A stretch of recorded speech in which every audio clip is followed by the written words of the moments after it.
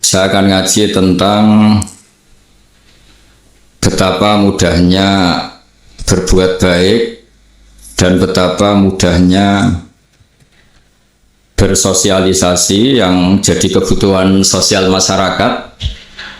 Kemudian di saat yang sama sebagai kebaikan menurut Islam. Ini saya baca kitab yang sangat otoritatif, yaitu kitab Sahih Muslim, di mana kita tahu dalam Islam pegangan ahli sunnah wal jamaah, juga pegangan ulama seluruh dunia adalah Al-Kutubus Sittah, kitab 6 diantaranya yang hadis Bukhari Muslim. Di sini ketika Nabi ditanya tentang beberapa kebaikan, yaitu dari pertanyaan ayul a'mali afdol, amal apa yang terbaik, di antaranya Nabi menyebut sekian: iman billah, iman kepada Allah Ta'ala. Kemudian ini yang penting dilakukan semua pemimpin, oleh bupati, oleh wakil bupati, oleh seluruh pemimpin, baik struktural maupun kultural, maupun pemimpin kecil, yaitu di keluarga. Yaitu Nabi ngendikan di antara misi Islam adalah memperdekakan budak. Kemudian ada yang lagi tanya lagi, fa'illam af'al. Lalu dari sekian kebaikan yang butuh biaya itu saya tidak mampu melakukan ya Rasulullah. Kalau nyumbang masjid saya tidak mampu. Kalau berbuat bikin fasilitas umum saya tidak mampu. Ada yang sekian pertanyaan dari sahabat, kalau misalnya kebaikan yang butuh biaya kami tidak mampu, termasuk di sini disebutkan kemampuan berhaji, kemampuan zakat, kemampuan sedekah. Kalau semua itu kami tidak mampu ya Rasulullah. Kata Nabi, tu'inu soni'an aw tasna'u li akhraq. Ini di Sahih Muslim di bab iman dengan judul Babu bayani kaunil iman billah afdalal a'mal. Kalau saya tidak mampu semua melakukan itu ya Rasulullah, yaitu melakukan kebaikan yang butuh biaya, kayak bangun masjid, bangun jalan, bangun fasilitas-fasilitas publik. Tu'inu soni'an aw tasna'u li akhraq. Tu'inu nulungi sira soni'an wong sing ahli sun'ah, ahli kreatif, atau ahli, kalau orang sekarang itu bilang dia pekerja rumahan atau production house atau apa saja. Autas nauli akhraq, atau kamu membantu orang yang tidak punya pekerjaan. Terus sahabat masih tanya, aro'aita indo iftu an ba'dil amal. Kalau semua kebaikan aktif saya tidak mampu melakukan ya Rasulullah, kebaikan menolong orang lain, kebaikan yang bersifat aktif. Jawabnya Nabi, dan ini pegangan saya, pegangan kita semua, panduan dari Rasulullah SAW. Nabi ngendikan, takufu syarroka anin nas fa innaha sodaqotun minka ala nafsik. Ya, saya ulang lagi, takufu syarroka anin nas fa innaha sodaqotun minka ala nafsik. Kamu dalam berislam cukup menjaga supaya kejelekan kamu tidak punya imbas pada orang lain. Ya, ini penting dalam Islam. Jadi kalau tidak bisa berbuat baik, potensi keburukan kita jangan sampai menimpa orang lain. Keburukan itu bisa kejahatan kriminal, bisa kejahatan pidana atau merugikan orang lain, atau kejahatan yang tidak sampai kriminal tapi mengganggu orang lain. Misalnya contoh gampang ini, saya sumpek-sumpeknya sendiri ingin jalan-jalan, main di teman yang di jam kerja. Ini kan sumpek-sumpeknya saya sendiri ingin hiburan, terus wisata atau dolan ke teman yang sebetulnya saat itu dia mungkin ngaji atau kerja atau harus memenuhi kewajiban cari nafkah. Gara-gara nemuin saya, akhirnya dia dikomplain sama majikannya, atau gara-gara nemuin saya dia akhirnya tidak ngaji sama santrinya, atau gara-gara nemuin saya dia terganggu aktivitasnya. Itu juga tidak boleh, karena berarti keburukan kita punya akibat pada orang lain. Jadi kaidah dalam Islam itu kalau tidak berbuat baik, potensi keburukan kita ini jangan sampai menimpa orang lain. Sehingga di sini Islam menyarankan uzlah. Uzlah itu nyepi. Jadi misalnya kita baru penat, baru bawaannya itu emosi, baru nggak suka kumpul orang, itu ya sebaiknya jangan jalan-jalan, karena di antara kebaikan Islam itu tabassum, senyum, atau talqatu wajhin, ceria. Tapi karena kita mungkin jatuh kredit, jatuh hutang, atau punya masalah keluarga, sehingga bawaan kita itu emosi. Nah, dalam seperti ini sebaiknya uzlah, menutup diri. Sehingga kata Rasulullah SAW, dalam zaman akhir di antara kebaikan itu kamu meninggalkan manusia aktivitasnya, kemudian watada'un nas min syarrik, kamu meninggalkan manusia supaya gak kena keburukan kamu. Jadi ada momen, ada saat di mana kita mungkin kalau ketemu orang itu bawaannya ingin sengak, ingin ngomong yang gak enak, atau kita baru penat, itu sebaiknya uzlah saja, mengurung diri di kamar atau isolasi sendiri, karena bawaannya baru emosi. Nah, ini yang jarang dipraktekkan. Kalau sekarang malah banyak yang saat susah malah bawaannya ingin namam, ingin apa, menvonis orang lain atau ngadili orang lain.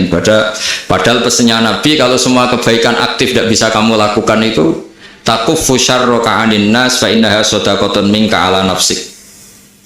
Sehingga keburukan kita, ya saya ulang lagi, keburukan kita yang ingin emosi, ingin apa, itu tidak punya akibat orang lain.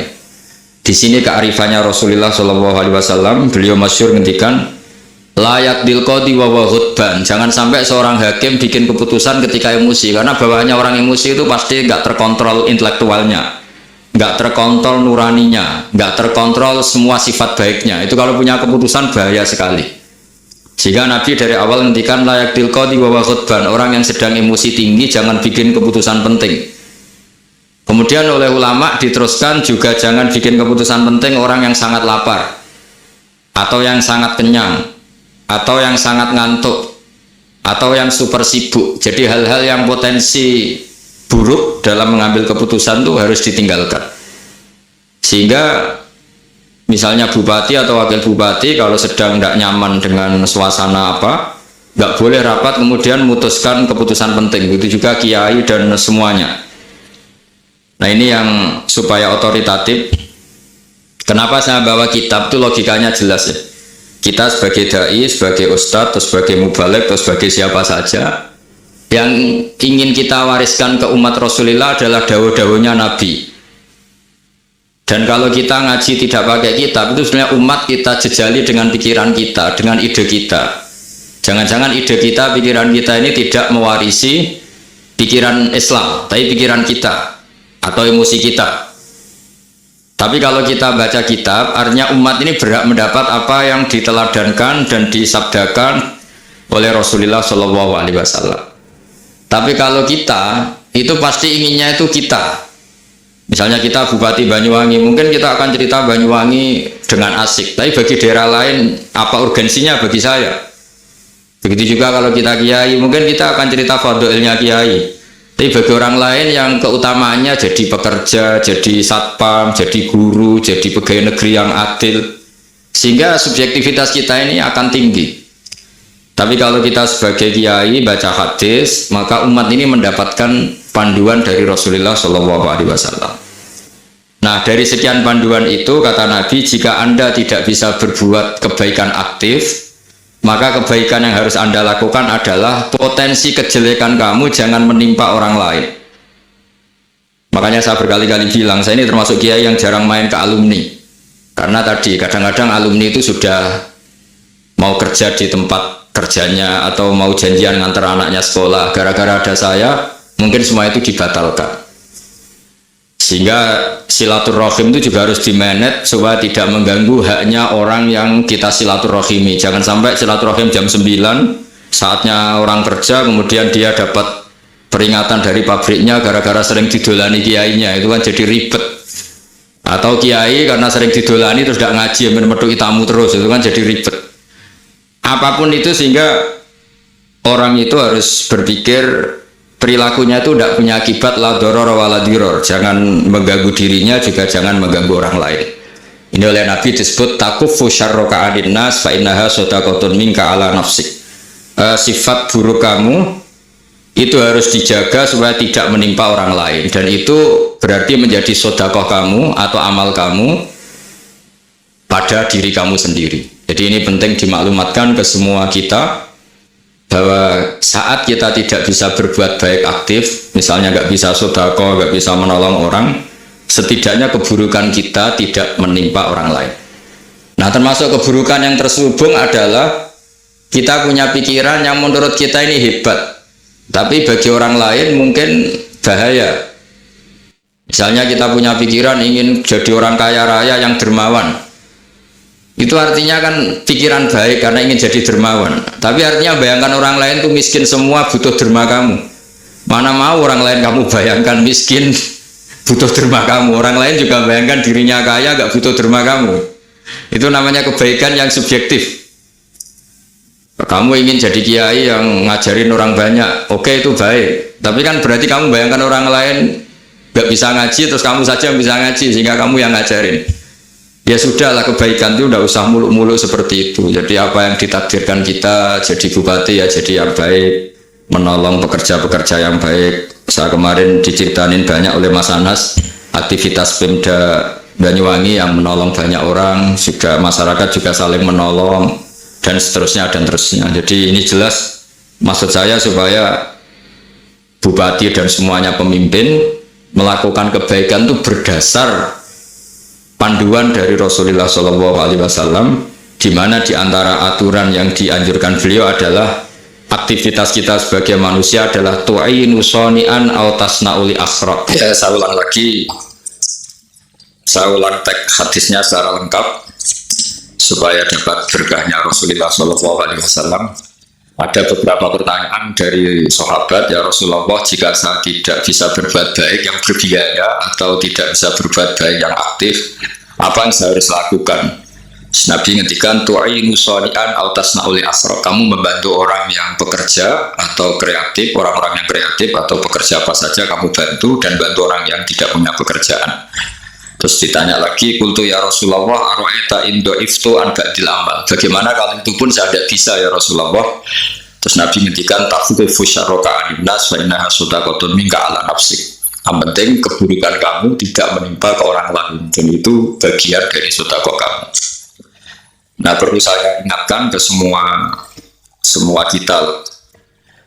Makanya pentingnya membaca umat Islam dengan ilmu ushul fikih. Saya berkali-kali bilang, jika ada seseorang tidur, itu jangan kamu baca sebagai tidur yang meninggalkan tahajud, meninggalkan sholat qiyamul lail, meninggalkan wiridan di malam hari. Tapi juga bacalah saat itu dia tidak dugem, tidak maksiat, tidak narkoba.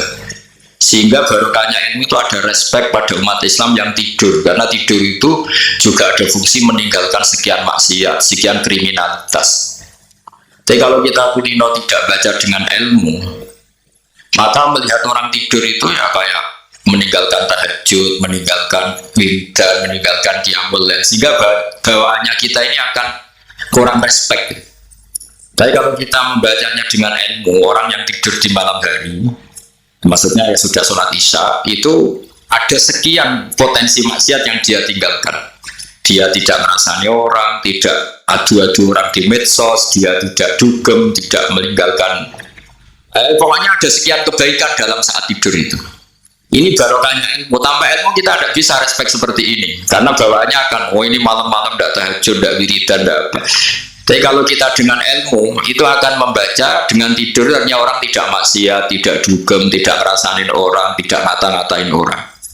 Nah di sini sadaqallahul azim ketika ngendikan wa min ayatihi manamukum billaili wan nahar, termasuk ayat Allah itu orang tidur. Maksudnya tidur yang dengan dimaknai positif tadi, bisa istirahat, bisa meninggalkan maksiat, bisa apa-apa. Nah ini di sini hebatnya Rasulullah SAW ketika beliau memandu kebaikan. Di antara kebaikan itu apa? Takufu syarroka anin nas fa innaha shadaqatun minka 'ala nafsik. Kamu, potensi buruk kamu atau keburukan kamu jangan sampai menimpa pada manusia, pada orang lain, dan itu bagian dari sedekah kamu. Ya, saya mohon maaf sama Bu Bupati, sama semua Pemda, sama Wakil Bupati karena saya tidak bisa lama-lama. Saya punya wadifah. Tadi ini pun sudah ngurting ngaji saya karena saya harus ikut ngaji di sini. Dan mari sama-sama berdoa. Al-Fatihah. Jadi status gambaan ini kita mantapkan dulu. Jangan ada status lain kita di depan Allah kecuali status kehambaan. Ya. Saya punya analogi dan itu saya ulang-ulang karena di antara ciri Quran itu mengulang-ulang sesuatu yang harus jadi pegangan. Saya ulang lagi, di antara ciri Quran itu mengulang-ulang sesuatu yang jadi pegangan. Jika kita belajar ilmu fisika atau ilmu apa saja, maka kita akan bicara materi sesuai statusnya. Jadi kita harus latihan untuk iman kepada Allah. Saya tanpa mengurangi rasa hormat, saya memberi contoh begini ya. Ini jam, materinya dari besi. Ini kertas, materinya ya kertas. Tentu secara fisik, orang akan bilang jam ini lebih kuat timbang kertas. Dan itu pasti dibenarkan dari segi materi. Tapi kalau Anda beragama dan Anda tahu bahwa pengendali alam raya ini Allah Ta'ala, maka kamu akan bilang, terserah Gus Bahar.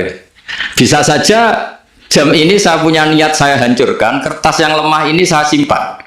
Sehingga jam tangan ini 5 menit lagi saya hancurkan sehingga benar-benar rusak. Sementara kertas ini saya simpan sampai bertahun-tahun awet. Nah, kira-kira seperti itulah ilmu manusia. Sesuatu yang kita sangka kuat, ternyata Allah punya rencana menghancurkan itu. Dan yang kita sangka lemah, ternyata Allah punya rencana untuk mengabadikan itu. Nah, di sini pentingnya iman, lahu maqalidus samawati wal ardh. Hanya Allah yang mengendalikan semua. Jadi jangan mentang-mentang kita punya ilmu bahwa materi besi itu lebih kuat timbang kertas, terus kita pastikan bahwa besi lebih awet ketimbang kertas. Kita sisakan satu keyakinan, terserah Allah, terserah pengendalinya. Nah itu agama, bilang terserah pengendalinya itu agama. Ya mungkin tadi aja problem sinyal, saya ulang lagi. Ibarat saya ini megang jam tangan, yang materinya dari besi. Ini kertas yang materinya lemah. Tentu kita akan bilang bahwa jam atau besi lebih kuat ketimbang apa? Kertas. Tapi Anda salah. Anda harusnya ngomong bahwa terserah pengendalinya. Bisa saja saya punya rencana menghancurkan besi ini sehingga 5 menit lagi hancur. Dan saya ingin mengabadikan kertas ini, saya simpan di tempat yang aman. Nah, kira-kira agama itu bukan anti ilmu, sehingga agama boleh kamu mengatakan besi ini lebih kuat ketimbang kertas. Tapi harus kamu tambahi dari segi materi. Tapi kalau dari segi pengendalinya, maka kita jawab terserah Allah Subhanahu wa Ta'ala. Nah, ini di sini pentingnya beragama. Jadi meskipun Mars tuh kayak apa kuatnya, bumi, gunung kayak apa kuatnya, ternyata gunung yang kita kira kuat, ternyata nyimpan magma yang potensi meledak. Yang gunung kecil, yang kelihatan dari pasir kecil yang tidak berdaya, ternyata nggak nyimpan magma, jadi nggak direncanakan untuk diledakkan. Itu, nah, agama itu seperti itu, yang disebut di surat Yasin, misalnya Allah itu siapa? Biyadihi malakutu kulli, yang dalam kendalinya itu semuanya di alam raya ini. Sehingga di kehidupan nyata juga sama. Ada orang yang nekuni ilmu ekonomi, tapi miskinnya Masya Allah. Ada yang gobloknya Masya Allah tapi kaya. Ada kiai yang punya doa banyak, hidupnya biasa. Yang nggak punya doa kaya. Itu saya pernah baca di sebuah hadis qudsi. Ada riwayat begini. Nabi Musa ketemu Allah ditanya, Limadha kata Allah, kenapa saya memberi rezeki orang yang bodoh? Mak itu orang yang bodoh sekali. Kadang tak ciptakan dia jadi orang kaya. Dan yang pintar ekonomi kadang tak ciptakan jadi orang miskin. Si Nabi ini tanya, kenapa ya Allah? Supaya dia tahu yang mengendalikan rezeki itu saya, bukan ilmunya dia kan. Jadi banyak orang, misalnya kita yang pintar, dipekerjakan orang yang nggak pinter, yang punya pabrik tidak pinter, mengerjakan orang yang pinter.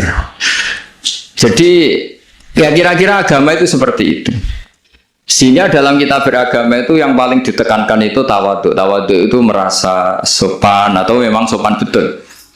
Kalau dalam Ihya disebut, sekiranya Anda tidak bisa tawadhu secara rasa, tawadhulah secara ilmu. Saya ulang lagi ya, sekiranya Anda tidak bisa tawadhu secara rasa, tawadhulah secara apa? Ilmu. Karena ilmu itu akan abadi. Saya beri contoh begini, saya ini kan misalnya kiai di kampung saya atau di kecamatan saya mungkin bisa merasa hebat karena saya tokoh di sini. Tapi pastikan sebelum ada saya yang bernama Baha ini, agama sudah jalan. Dan di daerah lain yang nggak kenal saya juga agama sudah jalan. Betapa tidak pentingnya saya di kawasan-kawasan yang nggak butuh saya atau di era yang sebelum ada saya. Nah dengan ilmu seperti itu orang mesti tawaduk karena dia tahu daerah yang nggak ada saya ternyata ya ada masjid, ada agama. Periode yang sebelum ada saya juga agama jalan. Sehingga kita tidak kumo luhur, wah kalau nggak ada saya agama nggak jalan. Zaman Wali Songo tidak ada saya agama ya jalan. Ekonomi juga gitu. Kalau Anda pakar ekonomi yang mensejahterakan rakyat, cara tawaduk itu kalau nggak bisa dengan rasa, dengan ilmu. Sebelum ada kamu banyak orang kaya, banyak orang yang nggak kenal kamu juga kaya. Banyak periode yang saat itu udah ada Anda juga kaya. Berarti Anda ini tidak siapa-siapa. Makanya saya pernah didatangin seorang profesor. Ini kisah nyata. Gus, sebetulnya saya dengan bapak saya itu pinter mana. Bapak saya itu udah tamat SD, tapi saya bisa profesor. Saya ini profesor, anak saya naik kelas saja sudah senengnya bukan main. Setidaknya ini orang bodoh bisa menciptakan orang pinter. Yang orang pinter kesulitan menciptakan orang pinter lagi. Nah, kalau kita tidak bisa tawaduk secara rasa, tawaduklah secara ilmu. Ikhlas juga gitu. Saya sering ngajarkan ikhlas di beberapa kesempatan ngaji. Kalau Anda tidak bisa ikhlas secara rasa, ikhlaslah secara ilmu. Pasti bisa, bukan mungkin bisa, pasti bisa. Secara ilmu. Makanya di Quran disebut fa'lam annahu la ilaha illallah. Ilmu, fa'lam itu dari kata ilmu. Saya beri contoh, saya mulai kecil sampai sekarang. Sekarang saya sekitar umur 50 tahun. Mulai kecil sampai sekarang itu ya bilang kalau kertas ini putih. Itu ya ada yang gaji, ada yang bayar. Tapi saya selalu bilang kertas ini putih. Yang hitam ya saya katakan hitam, yang merah saya katakan merah. Kenapa? Karena itu fakta. Saya ulang lagi, karena itu fakta. Sehingga saya untuk mengatakan putih tidak perlu ada yang bayar. Sehingga ketika kita latihan sholat, latihan ibadah, dan mengakui Allah itu sebagai Tuhan kita akan malu. Loh, faktanya Allah itu kan Tuhan. Mau mengatakan fakta kok minta upah ini gimana? Kita mengatakan Allah Tuhan itu sama dengan mengatakan kertas ini putih. Sama-sama itu fakta. Sama seperti saya mengatakan Pak Jokowi itu presiden kami. Itu kan fakta. Masa nunggu kalau dikasih BLT katakan presiden, kalau enggak ya enggak. Itu kan ribet jadi. Pak Manut misalnya rektor UGM. Mbok saya enggak digaji di sana atau enggak kerja di sana bilang kalau beliau itu rektor. Pak Ganjar gubernur Jawa Tengah. Mbok saya dikenal apa enggak ya beliau tetap gubernur. Lama sekali kita mengatakan fakta itu ikhlas. Ikhlas itu artinya enggak minta apa-apa. Karena kita ingin ngomong sesuai fakta. Nah Allah Tuhan itu fakta gitu. Nah kenapa untuk mengatakan Allah Tuhan nunggu? Dah saya ini Tuhan kamu.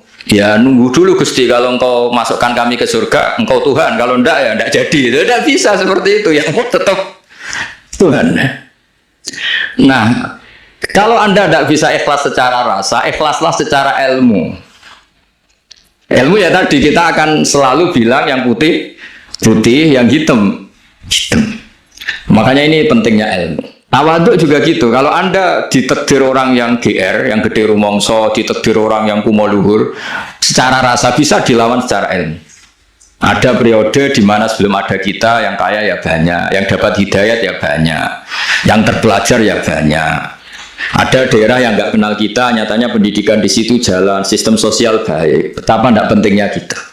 Nah ini nanti memaksa kita atau melatih kita untuk tawaduk. Nah dari hikmah ilmu itu kemudian kita minta maaf sama orang lain itu mudah. Karena kita sadar bahwa adanya kita ini problem. Saya sering digojlok orang-orang kaya. Orang-orang kaya itu ya kadang agak kurang ajar tapi nggak bisa dibantah. Begini, pernah tanya saya gini, Gus, saya ini punya mobil mahal, harganya 2 miliar. Kayaknya yang berak pakai jalan raya saya kan. Bisa, bayarnya pajak saya mahal. Sehingga kayaknya paling pantas saya.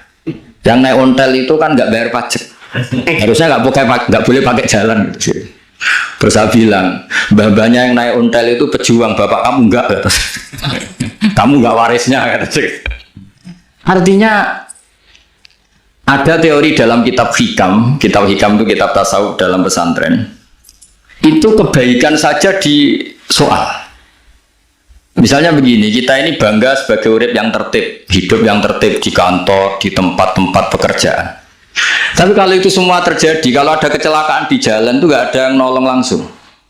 SAR paling efektif, tim penolong paling efektif ya orang-orang nganggur itu. Orang-orang yang di jalan-jalan di perapatan itu kalau ada kecelakaan langsung nolong.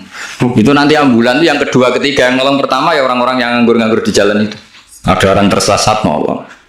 Maka ketika seorang sahabat tanya, ya Rasulullah, kalau engkau melarang kita jagongan di jalan, itu kita tidak bisa.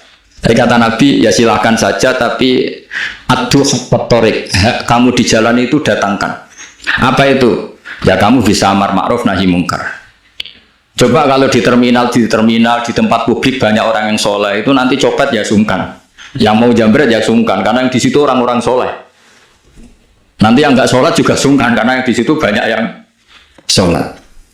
Jadi kenyamanan orang pergi jauh di tempat-tempat sepi itu ya barokahnya orang-orang nganggur terus ngaji, wah nengkono masih rame, ada orang yang di perapatan, di pertigaan. Bayangkan kalau ini orang-orang soleh, pasti itu nyaman karena wilayah publik dihuni orang-orang yang soleh.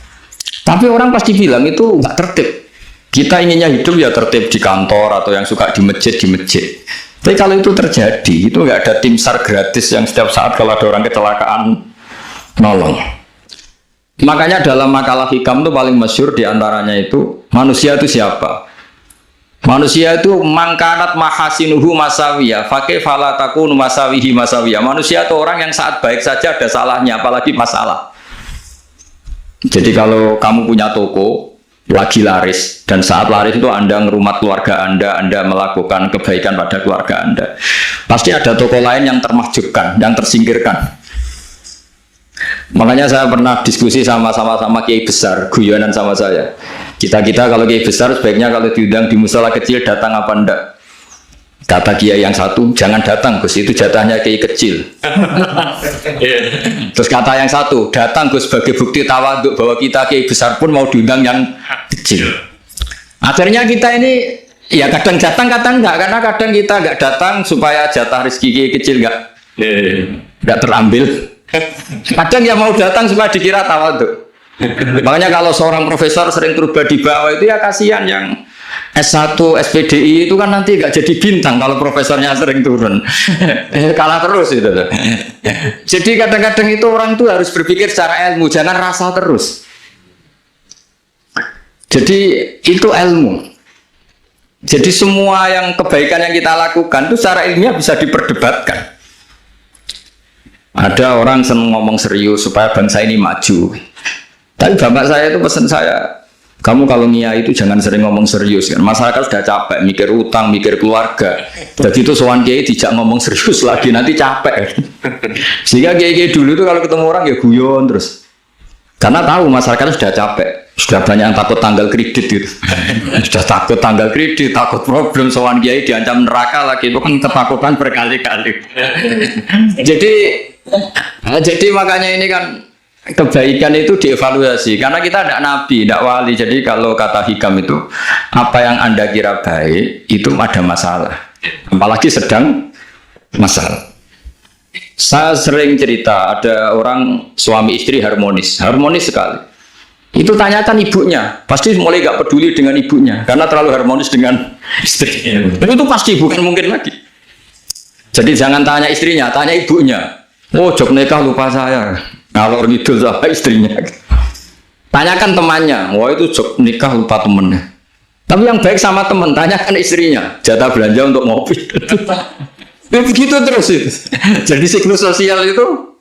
Nah, di sini pentingnya saling minta maaf karena dalam kebaikan kita pasti ada kesalahan. Ketika karir kita baik di pemerintahan maupun di kampus, pasti dengan sendirinya ada yang agak tersingkirkan. Meskipun itu sudah hukum alam, tapi apapun itu kita harus minta maaf. Makanya banyak, saya sering cerita berkali-kali, dulu itu ada dua nabi yang seangkatan, itu luar biasa debat ilmiahnya, tapi debat baik. Mulai dulu ya ada polemik itu ya mulai dulu ya ada. Yang Nabi Yahya itu suka berkawan orang-orang soleh. Kalau ditanya kenapa kamu berkawan orang-orang soleh, ya enak lah, karena berkawan orang soleh. Yang Nabi Isa sering berkawan orang-orang yang nggak jelas. Ditanya, kenapa anda suka berkawan orang-orang yang nggak jelas? Innama ana tabibun udawil mardo. Nabi dan kiai itu ibarat dokter, ya tentu menyembuhkan yang sakit. Kalau anda seorang dokter pasti neliti daerah-daerah pandemi, masa neliti daerah sehat? Nah, jadi dulu bapak wasiat ke saya gitu, gue nak jadi kiai gue bengkel, jadi kiai itu kayak bengkel. Kalau nggak siap dadani orang nggak jelas ya jangan jadi kiai kan. Itu ya, tapi kan masalahnya kita sendiri solehnya pas-pasan, takut terkontaminasi. Jadi yang jelek bukan jadi baik, kita yang baik jadi jelek. Nah itu kan mulai dulu ya polemik sejauh mana kita punya kekuatan untuk tidak terpengaruh yang negatif. Yang negatif terpengaruh kita menjadi positif. Jadi ini cerita-cerita sawalan bahwa dalam kebaikan kita itu ada kesalahan. Maka kita tetap istighfar, tetap saling minta maaf. Dulu bapak saya kalau diceritain ada seorang kiai sampai sepuh jadi imam masjid, istiqomah sekali. Dulu bapak saya itu guyu. Ya istiqomah, tapi wong liya terus ra iso dadi kader. Jadi calon-calon kiai ini sudah putus asa karena nggak pernah punya kesempatan jadi imam.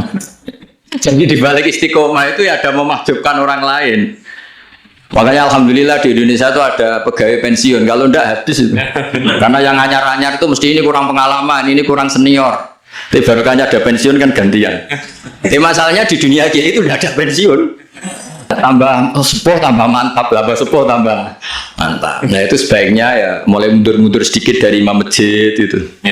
Ya nyari-nyari yang lain lah supaya ada kaderisasi, ada.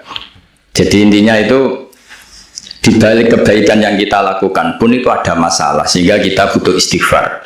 Di sini pentingnya dawuhnya para wali-wali, dulu ada istilah wastighfaruna yahtaju ilal istighfar. Ketika kita minta maaf, sebenarnya minta maaf sendiri itu butuh minta maaf lagi. Minta maaf lagi itu butuh minta maaf lagi. Misalnya saya dengan Mas Hilmi ini akrab, pernah pakai uangnya misalnya. Itu kadang kita bayar itu malah tersinggung, kok kayak orang lain saja bayar. Minta maaf juga gitu, kalau kamu punya teman akrab terus minta maaf resmi itu tersinggung, kayak wong liya ae jaluk sepuro. Jadi kadang jaluk sepuro itu malah masalah. Itu kan sama, kamu punya teman akrab terus kalau mau main assalamualaikum sakit masuk nopo boten, angsal boten. Boleh enggak main, itu mesti teman kamu tersinggung, kok kayak orang lain saja. Artinya ketika Anda merasa benar karena protokoler ketika masuk ke teman, ternyata itu salah. Teman kamu maunya nggak protokoler karena sudah akrab. Tapi ketika kita merasa akrab, ternyata selonan dianggap problem, kita tidak pernah tahu. Nah di sini kata ulama-ulama, minta ampun itu kebutuhan manusia karena dalam kebaikan kita pasti ada kesalahan. Makanya disebut wastighfaruna yahtaju ilal istighfar. Kita selalu diajari Rabbana zolamna anfusana, ya Allah kita ini selalu mendolimi diri kita sendiri. Jadi saat kita baik pun ada unsur kesalahan. Yaitu tadi, kalau Anda jadi orang pasti ada yang termahjubkan. Kalau Anda kiai besar atau profesor atau pejabat turun ke bawah, ya kalau gubernur turun terus ya bupati gak jadi bintang. Kalau saya kiai besar misalnya turun terus ya kiai kampung itu ya kasihan. Yang saya pernah diundang Marakipan gak datang itu kiai kecil bilang matur nuwun Gus gak teko. Aduh iwake gak untuk saya katanya. Barokahnya saya ada. Itu lucu ya, matur nuwun betul. Matur nuwun Gus jenengan gak dugi jadi. Akhirnya jatah besarnya untuk saya. Nah, tapi yang punya rumah komplek. Gus udah ngeratau teko pepe aku wong cilik. Nah ini saya harus mendahulukan versi Soibul Bed yang punya rumah apa versi Kiai yang termahjubkan. Artinya pilihan apapun saya harus istighfar karena ada saja unsur salahnya. Ya makanya ini kan, makanya ya saya minta UGM juga saya sering undang saya terus, nanti dikira karena kampus besar Gus Bak mau juga keliru lagi. Kalau 1-2 kali mungkin boleh, kalau keseringan ya nggak boleh, nanti itu dikira saya maunya hanya sama kampus besar, padahal saya sama RT ya sering datang juga. Nah ini yang terakhir saya bacakan teks otoritatif sebagaimana janji saya. Kata Rasulullah SAW di sebuah hadis, ini terakhir nanti supaya nggak lama-lama, saya juga punya wadhifah. Ada orang itu punya hutang itu ya hutang, memang hutang. Singkat cerita orang itu tidak bisa bayar sampai akhirat. Dan aturannya Allah, orang yang punya hutang tidak bisa bayar ini harus diaudit, harus diselesaikan di akhirat. Kalau tidak bisa diselesaikan di dunia, diselesaikan di akhirat. Walhasil akhirnya di akhirat itu ditagih dan tidak mampu bayar. Karena di akhirat sudah tidak ada kredit, tidak ada ATM, tidak ada apa saja. Terus kata Allah, solusinya kebaikan kamu dikasihkan yang ngutangi. Ternyata kebaikan dia tidak cukup juga. Bayarnya apa? Kejelekan yang ngutangin dikasihkan yang utang. Kayak apa celakanya? Kebetulan yang ngutangi salahnya buahnya, ini kan repot. Tapi Allah itu tidak suka kalau ada orang mukmin yang satu saudara kemudian masuk neraka karena saudaranya ini. Kata Allah, jika ini masuk neraka berarti disebabkan komplain atau ketidakikhlasan temannya yang mukmin. Masa orang mukmin menyebabkan mukmin yang lain masuk neraka? Allah tidak ingin. Makanya diantara nikmatnya beragama itu ukhuwah, persaudaraan. Baik persaudaraan atas nama iman atau atas nama kebangsaan atau atas nama kemanusiaan.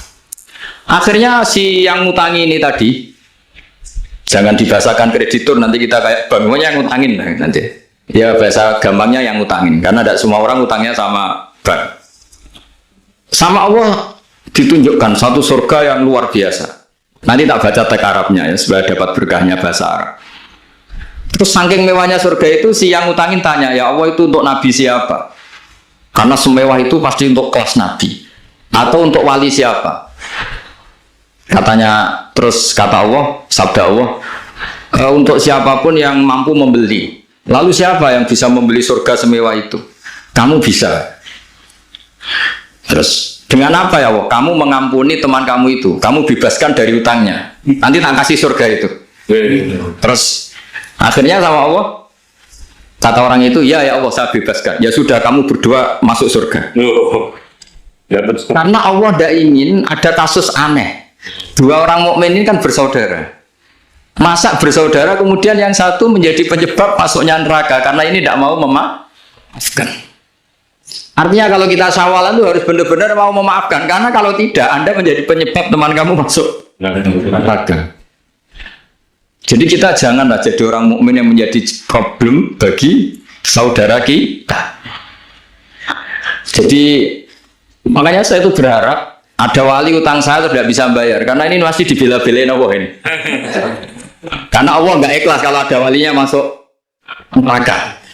Jadi kalau ada wali utang kamu, itu utangin saja, doain nggak bisa nyaur, no? Nggak bisa bayar. Nanti ini akan dibela-belain Allah di akhirat. Karena wali ini nggak pantas masuk neraka. Ya, jadi kalau ada wali utang kamu mau bayar, sudah Anda tidak usah bayar, nanti di akhirat saja. Lah yang ribet kalau yang kamu utangin dia ahli neraka, kamu nagihnya disuruh masuk neraka. Nah, itu ribet itu. Sudah utang dia ahli neraka. Ya tak baca teksnya supaya ini ada di kitab Ihya halaman 197 juz 2. Status hadisnya waqala sahihul isnad, kata Imam Hakim, hadis ini sahihul isnad. Saya baca Arabnya nanti insya Allah sebagian ya supaya kelihatan teks aslinya di bab hukukul muslim.